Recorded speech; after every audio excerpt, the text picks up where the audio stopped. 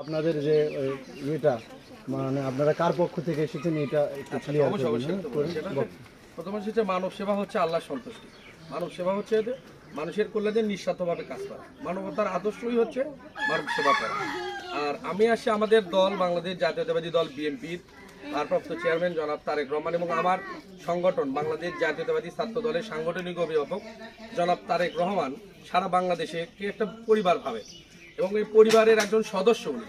সেই সদস্যর গত পরশু রাতে হঠাৎ করে বৈদ্যুতিক শর্ট সার্কিটের কারণে আগুন লাগার কারণে তার সব কিছু সে নিঃস্ব হয়ে গেছে এবং জনাব তারেক রহমান তার জন্য ক্ষুদ্র কিছু হয়তোবা জিনিসটা ক্ষুদ্র কিন্তু তাকে মাথা গোজানোর যে ঠাঁই আমরা করে দিতে চাচ্ছি, এই অল্প একটু এই উপহার দিয়ে তার মাথা গোজানোর ঠাঁই আমরা করে দেওয়ার চেষ্টা করতেছি এবং এটা অব্যাহত থাকবে।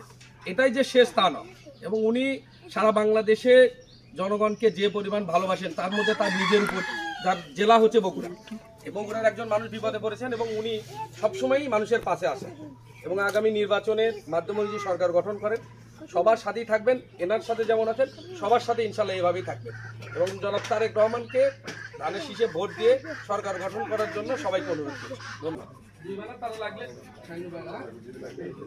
নাম্বার দেন।